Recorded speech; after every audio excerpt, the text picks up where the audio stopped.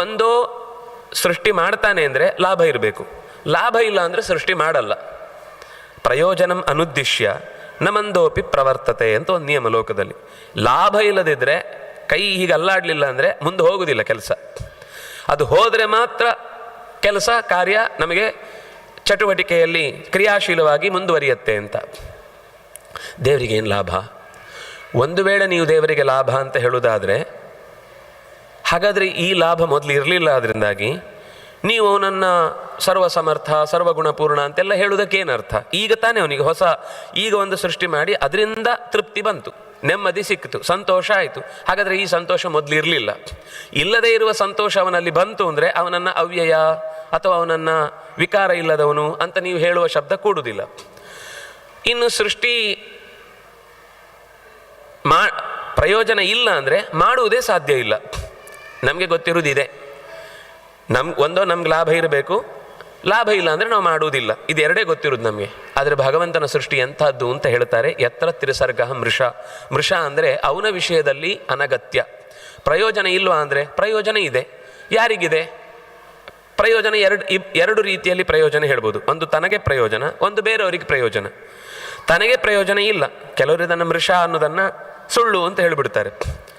ಸುಳ್ಳು ಅಂದರೆ ಅವನನ್ನು, ಈಗ ಒಬ್ಬ ಮ್ಯಾಜಿಕ್ ಮಾಡ್ತಾನೆ, ಐಂದ್ರಜಾಲಿಕ ಪೇಪರ್ ತಗೊಳ್ತಾನೆ, ಪರಪರ ಅಂತ ಹರಿತಾನೆ, ಹೀಗೆ ಎಸಿತಾನೆ, 500 ರೂಪಾಯಿದು ಹೊಸ ನೋಟು ಬಂದುಬಿಡುತ್ತೆ. ಖುಷಿಯಾಗುತ್ತೆ. ಯಾರಾದರೂ ಎತ್ತಿಕೊಂಡು ತೊಗೊಂಡೋಗ್ತಾನೆ ಅಂದರೆ ಅವ್ನು ಜೋರು ಮಾಡಿ ವಾಪಸ್ ಇಸ್ಕೊತಾನೆ. ಆಮೇಲೆ ಒಂದು ವೇಳೆ ಅವನಿಗೆ ನಿಜವಾಗಿಯೂ ನೋಟನ್ನು ನಿಮ್ಮ ಮುಂದೆ ಚೆಲ್ಲಿ ಅದನ್ನು ಸೃಷ್ಟಿ ಮಾಡುವ ಶಕ್ತಿ ಇದ್ದಿದ್ದರೆ, ಅವನು ಇಲ್ಲಿ ಪ್ರೋಗ್ರಾಮಿಗೆ 50 ರೂಪಾಯಿ ಟಿಕೆಟ್ ಮಾಡಿ ಯಾಕೆ ಶೋ ಮಾಡಬೇಕು? ಮನೆಗೆ ಹೋಗೋದು, ಪ್ರತಿ ದಿವಸ ಉದಯವಾಣಿ ಪೇಪರ್ ಅಥವಾ ಇನ್ಯಾವುದು ಬಂದರೆ ಎಳೆಯೋದು, ತೊಗೊಂಡೋಗೋದು, ರೂಮಲ್ಲಿ ಎಸೆಯೋದು, ದುಡ್ಡು ಮಾಡಿ ಇಡೋದು. ಜಗತ್ತಿನ ದೊಡ್ಡ ದಾನಿ ಆಗ್ಬೋದಿತ್ತು. ಅವನನ್ನು ನಾವು ಯಾವತ್ತೂ ಕೊಡೋ ಏನು ಅದ್ಭುತ ರೀ, ಎಂತಹ ಸೃಷ್ಟಿ ಮಾಡ್ತಾನೆ ಅಂತ, ಕೈ ಚಳಕ ಚೆನ್ನಾಗಿ ತೋರ್ತಾರೆ ಅಂತ ಗೌರವ ತೋರಿಸ್ಬೋದು. ಆದರೆ ಸೃಷ್ಟಿ ಮಾಡ್ತಾನೆ ಅಂತ ನಾವು ಯಾವತ್ತೂ ಅವನನ್ನು ಗೌರವಿಸ್ಲಿಕ್ಕೆ ಸಾಧ್ಯ ಇಲ್ಲ. ನಾವಿಲ್ಲಿ ಜಗತ್ತನ್ನು ಸೃಷ್ಟಿ ಮಾಡ್ತಾನೆ ಅಂತ ಗೌರವಿಸ್ತಾ ಇದ್ದೇವೆ ಅಂದರೆ, ಸುಳ್ಳಾದ ಸೃಷ್ಟಿಯನ್ನು ಮಾಡುವವನಿಗೆ ಜಗತ್ತಿನ ಎಲ್ಲವನ್ನೂ ನೀನು ಸೃಷ್ಟಿಸ್ತೀ ಅಂತ ಹೇಳಿ ಅಭಿಮಾನದಿಂದ ಕಾಣುವಂತಹ ಪ್ರಸಂಗ ಖಂಡಿತ ಇಲ್ಲ. ಅಂದಾಗಿ ಯಾವುದು ನಿಜವೋ, ಯಾವುದು ಯಥಾರ್ಥವೋ ಅಂಥ ಸೃಷ್ಟಿಗೆ ಮಾತ್ರ ಬೆಲೆ ಬರುವುದು. ರೀ ಅವ್ರು ಮೊನ್ನೆ ಎಲ್ಲ ಮಾಡಿದ್ದು ಬರೀ ಸುಳ್ಳಂತೆ, ನಮಗೆ ಹೇಳಿದ ಮಾತ್ರ ಅದು ಪೇಪರ್ ಟೈಗರ್, ತೋರಿಸ್ಲಿಕ್ಕೆ ಮಾತ್ರ ನಿಜವಾಗಿ ನಮಗೆ ತೋರಿಸಿದ್ದಷ್ಟೇ ಹೊರತು ಅದು ನಿಜವಾಗಿ ಇಲ್ಲ. ಎಲ್ಲ ಗೌರವ ಹೋಯಿತು. ಜಗತ್ತನ್ನು ಇದೆಲ್ಲ ಕಾಣ್ತಾ ಇದೆಯಲ್ವ, ಇದೆಲ್ಲ ಏನೂ ಇಲ್ಲ, ಇದು ಭಗವಂತನ ಸೃಷ್ಟಿ. ನಿಮ್ಗೆ ಹೇಗೆ ಗೌರವ ಬರುತ್ತೆ, ಪ್ರೀತಿ ಬರುತ್ತೆ ದೇವ್ರ ಮೇಲೆ? ಇದೆಲ್ಲ ಬರೀ ಸುಳ್ಳು, ಆದರೆ ದೇವರು ದೊಡ್ಡವನ್ರಿ. ಸುಖ ಆಗ್ತಾ ಇದೆ, ದುಃಖ ಆಗ್ತಾ ಇದೆ, ಎಲ್ಲವನ್ನು ಅನುಭವಿಸ್ತಾ ಇದ್ದೇವೆ. ಈ ಅನುಭವದ ಹಿಂದೆ ನೀವು ಇಡೀ ಏನೂ ಇಲ್ಲ ಇದರ ಹಿಂದೆ ಅಂತ ಹೀಗೆ ವಾದಿಸಿದರೆ ಇದರ ದಡ್ಡತನಕ್ಕೆ ಇನ್ನೇನು ಹೇಳ್ಬೋದು? ಪ್ರಶ್ನೆಗೆ ಶಬ್ದಗಳೇ ವಾಪಸ್ ಹೇಳಿ, ಅಲ್ಲ ಇದು ಅಚಿಂತ್ಯ ಅದ್ಭುತ, ಅದು ನಿಮ್ಗೆ ಈಗ ಅರ್ಥ ಆಗಲ್ಲ, ಮುಂದೆ ಯಾವತ್ತೂ ಅರ್ಥ ಆಗುತ್ತೆ. ಈ ಈಗ ಏನು ಗೊತ್ತಾ, ಉತ್ತರ ಗೊತ್ತಿಲ್ಲದೆ ಇದ್ದಾಗ ಉತ್ತರ ದೊಡ್ಡದಿರುತ್ತೆ. ಉತ್ತರ ಗೊತ್ತಿಲ್ಲದೆ ಇದ್ದಾಗ ಉತ್ತರ ದೊಡ್ಡದಿರುತ್ತೆ. ಆದರೆ ಇಷ್ಟೇ ನಮ್ಗೆ ಅರ್ಥ ಆಗೋದು, ಇದೆ ಇಲ್ಲ, ಇದೆರಡೇ ನಮಗೆ ಆನ್ಸರ್ ಬೇಕಿರೋದು. ಜಗತ್ತಿದೆ ಇಲ್ಲ, ಇಲ್ಲ ಅಂದರೆ ನೀನೇನರ್ಥ? ನಿನ್ನ ಪ್ರಕಾರ ಇಲ್ಲ. ಅವನು ಏನು ಮಾಡಿದ, ಒಂದು ಬಾರಿಸಿದವನಿಗೆ ಅವನು ವಾಪಸ್ ಬಾರಿಸ್ಲಿಕ್ಕೆ ಬಂದ. ನಾನು ನಿಂಗೆ ಬಾರಿಸ್ಬೋದು, ಯಾಕೆಂದರೆ ನಿನ್ನ ಪ್ರಕಾರ ಏನೂ ಇಲ್ಲ, ನಾನು ಹೊಡೆದದ್ದು ಅಲ್ಲ.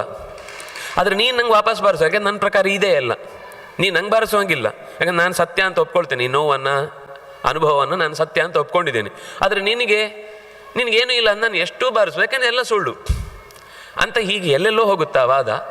ಆದರೆ ಅದೆಲ್ಲ ಕೇವಲ ಒಂದು ಬಾಯಿ ಮೇಲಾಟ ಅಷ್ಟೇ ಹೊರತು, ಆದರೆ ಅನುಭವದ ದೃಷ್ಟಿಯಿಂದ ಹೊಕ್ಕು ನೋಡಿದಾಗ ಇದರ ಆಳದಲ್ಲಿ ಪ್ರತಿಯೊಂದು ಕ್ಷಣದಲ್ಲೂ ನಾವು ಪ್ರಕೃತಿಯಲ್ಲಿ ಕಾಣುವ ಈ ವೈಚಿತ್ರ್ಯಗಳ ಹಿಂದೆ ಒಂದು ಅದ್ಭುತವಾದ ಶಕ್ತಿ ಇದೆ ಅನ್ನೋದಂತೂ ಸತ್ಯ. ಅದರಿಂದಾಗಿ ಅವನ ವಿಷಯದಲ್ಲದು ಸುಳ್ಳು ಅಂದರೆ ಅನಗತ್ಯ, ಅವನಿಗದು ಬೇಕಿಲ್ಲ. ಮೃಷ ಅಂದರೆ ನೀವು ಸುಳ್ಳು ಅಂತ ಅರ್ಥವನ್ನು ಸುಮ್ಮನೆ ಅಂತ ಹೇಗೆ ಅರ್ಥ ಮಾಡಿದಿರಿ ಅಂತ ಒಂದು ಪ್ರಶ್ನೆ. ಅದಕ್ಕೆ ಆಚಾರ್ಯರು ಮುಂದೆ ಇದೇ ಪುರಾಣದಲ್ಲಿ ಬಂದ ಅಥವಾ ಬೇರೆ ಕಡೆಗಳಲ್ಲೂ ಪ್ರಯೋಗ ಆಗಿರುವ ಮೃಷಾಶ್ರುಪಾತ, ಈ ಮೊಸಳೆ ಕಣ್ಣೀರು ಅಂತ ನಾವು ಶಬ್ದ ಬಳಸ್ತೇವೆ, ಅದು ಸಂಸ್ಕೃತದಲ್ಲಿ ಮುಷಾ ಅಶ್ರು, ಸುಮ್ಮನೆ ಕಣ್ಣೀರು ಹಾಕೋದು. ಕಣ್ಣೀರು ಸತ್ಯವೇ, ಆದರೆ ಕಣ್ಣೀರಿನ ಉದ್ದೇಶ ನಿಮ್ಮ ಯಾವುದೋ ಕಾರಣಕ್ಕಾಗಿ ಆಯಿತು ಅಂತ ತೋರ್ಪಡಿಸುವುದುಂಟಲ್ಲ, ಅದು ಸುಳ್ಳು. ಒಳಗಿನಿಂದ ಖುಷಿ ಖುಷಿಯಿಂದ ಇರ್ತಾನೆ. ಹೇಗೆ ಕೌರವ ಅಲ್ಲಿ ಪಾಂಡವರು ಸತ್ರು ಅಂತ ಆದಾಗ ತರ್ಪಣ ಕೊಡ್ತಾ ಇರ್ತಾನೆ, ಆದರೆ ಕಣ್ಣೀರು ಹಾಕ್ತಾ ಇರ್ತಾನೆ. ಒಳಗಿನಿಂದ ಪಾಂಡವರು ಸತ್ರು ಅಂತ ಖುಷಿ ಇದೆ. ನಾನು ಕಣ್ಣೀರು ಹಾಕದೇ ಇದ್ರೆ ಉಳಿದವರೆಲ್ಲ ನನ್ನನ್ನು ನೋಡಿ ಇವನೇ ಮಾಡಿದ್ದು ಅಂತ ಗೊತ್ತಾಗುತ್ತೆ ಅಂತ ಕಣ್ಣೀರು ಹಾಕ್ತಾ ಇದ್ದಾನೆ. ಇದು ಕಣ್ಣೀರು, ಆದರೆ ಮೃಷಾಶ್ರು. ಇದಕ್ಕೆ ಹೆಸರು ಮೃಷಾಶ್ರು ಅಂತ. ಕಣ್ಣೀರು ಸತ್ಯ, ಆದರೆ ಕಣ್ಣೀರಿನ ಉದ್ದೇಶ ಸುಳ್ಳು. ಹಾಗೆ ಜಗತ್ತಿನ ಸೃಷ್ಟಿ ಅಂತ ಅನ್ನೋದು ಅವನ ವಿಷಯದಲ್ಲಿ ಸುಮ್ಮನೆ, ಅದು ಅವನಿಗೆ ಏನು ಪ್ರಯೋಜನ ಆಗುವಂಥದ್ದಲ್ಲ. ಅದಕ್ಕೆ ಯತ್ರ ಅಂತ ಹೇಳಿದ್ದು. ಯತ್ರ ಅಂದರೆ ಯಾರಲ್ಲಿ ಈ ಸೃಷ್ಟಿ ವ್ಯರ್ಥ, ಯಾರಲ್ಲಿ ಅಂದರೆ ಈ ಸೃಷ್ಟಿ ಮಾಡಿದವನಲ್ಲಿ ವ್ಯರ್ಥ. ಆದರೆ ಸೃಷ್ಟಿ ಆದವರಿಗೆ, ಸೃಷ್ಟಿ ಆದದ್ರಿಂದ ತಾನೇ ನಮಗೆ ಈಗ ಮಾತಾಡ್ಲಿಕ್ಕಾಯ್ತು, ಕೇಳಲಿಕ್ಕಾಯ್ತು, ನೋಡ್ಲಿಕ್ಕಾಯ್ತು, ಭಾಗವಹಿಸ್ಲಿಕ್ಕಾಯ್ತು. ಈ ಎಲ್ಲ ಆನಂದ ಸೃಷ್ಟಿ ಆದದ್ರೆ ತಾನೇ. ಕೆಲವ್ರದ್ದು ಇನ್ನೂ ಭಯಂಕರ ಇರುತ್ತೆ ಪ್ರಶ್ನೆ. ಯಾರು ಹೇಳಿದ್ದು ಸೃಷ್ಟಿ ಮಾಡ್ಲಿಕ್ಕೆ ನಮ್ಮನ್ನೆಲ್ಲ? ಬೇಕಿತ್ತಾ? ನಾವೇನು ಕೇಳಲಿಲ್ಲ.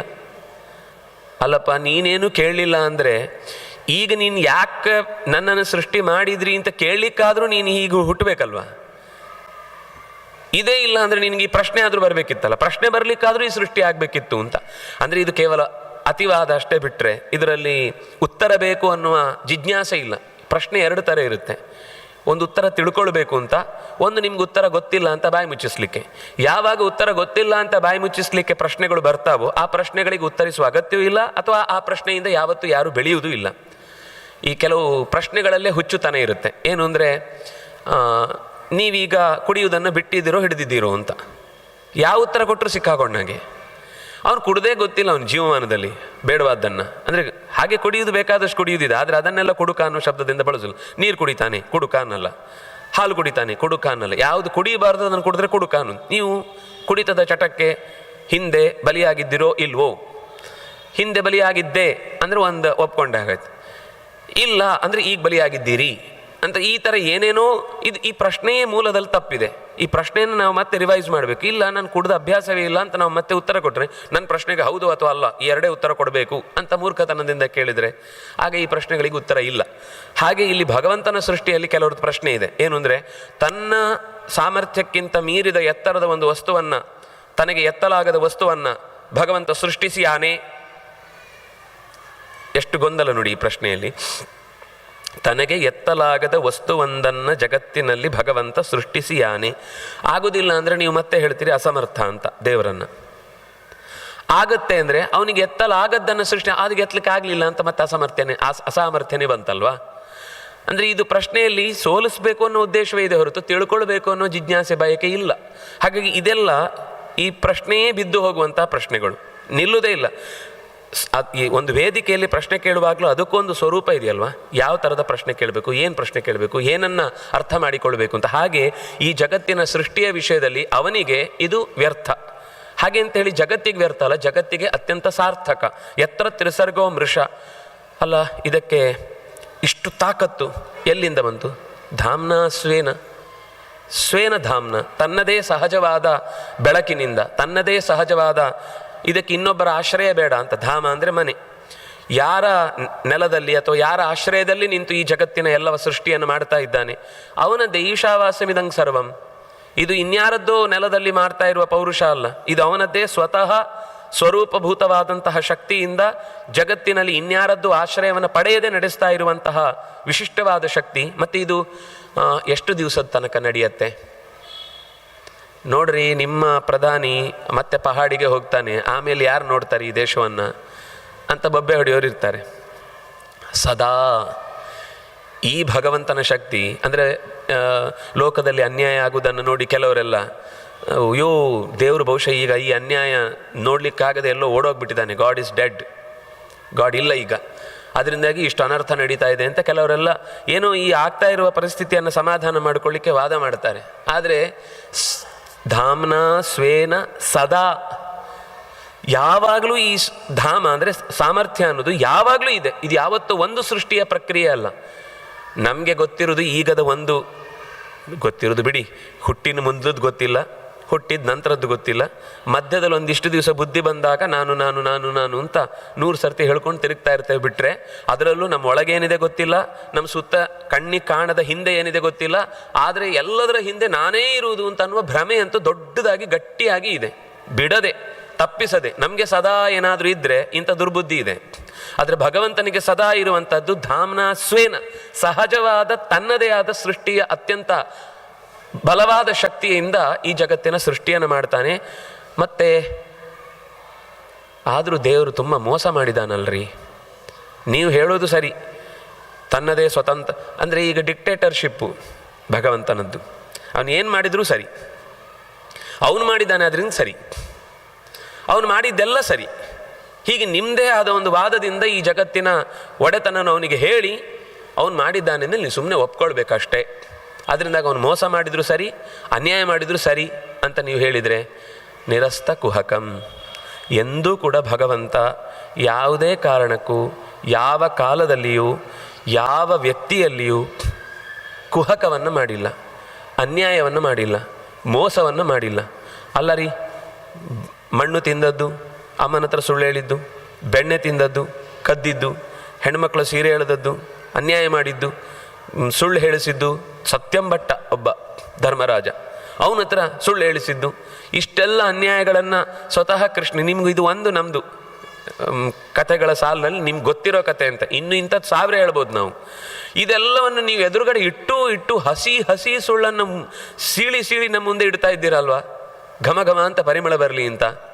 ಅದಕ್ಕೆ ಹೇಳಿದರು, ನೀವು ಆ ಕತೆ ಕೇಳಿದರೆ ಹಿಂದೆ ಮುಂದೆನೂ ಸ್ವಲ್ಪ ಕೇಳಬೇಕು, ಕೇವಲ ಅಷ್ಟೇ ಕೇಳಿದರೆ ಆಗೋದಿಲ್ಲ. ನಮಗೇನಾಗುತ್ತೆ ಅಂದರೆ ಕೊನೆಯ ತನಕ ಕೇಳುವ ತಾಳ್ಮೆ ಇಲ್ಲ, ಅದನ್ನು ನಾವು ಹೇಳಬೇಕಾಗುತ್ತೆ. ಕೊನೆಯ ತನಕನೂ ಕೇಳಿ, ಅಲ್ಲಿ ತನಕ ನಿಮಗೆ ಸಮಾಧಾನದಿಂದ ಉತ್ತರ ಸಿಗಬೇಕಾದ್ರೆ ನೀವು ಇಲ್ಲಿ ಇರಬೇಕು. ಇದ್ರೆ ಸಾಕಾಗೋದಿಲ್ಲ, ಕೇಳಬೇಕು. ಕೇಳಿದರೆ ಸಾಕೋದಿಲ್ಲ, ಮೊದಲಿಂದ ನೆನಪಿರಬೇಕು. ಮೊದಲಿಂದ ನೆನಪಿಲ್ಲದೆ ಮೇಲಿಂದ ಮೇಲೆ ಹೋಯ್ತು, ಕೆಳಗಿದ್ದು ಕೆಳಗೆ ಹೋಯ್ತು ಅಂತ, ಮೇಲಿದ್ದು ಹಾರು ಹೋಯ್ತು, ಕೆಳಗಿದ್ದು ಜಾರು ಹೋಯ್ತು ಅಂತ ಆಗಿದ್ರೆ ಉಪಯೋಗ ಇಲ್ಲ. ಅದರಿಂದಾಗಿ ನಮಗೆ ಅಷ್ಟೂ ವಿಷಯಗಳು ಸರಿಯಾಗಿ ನೆನಪಿದ್ರೆ ಅದಕ್ಕೆ ಉತ್ತರಗಳು ತಾನಾಗೇ ಸಿಗುತ್ತೆ.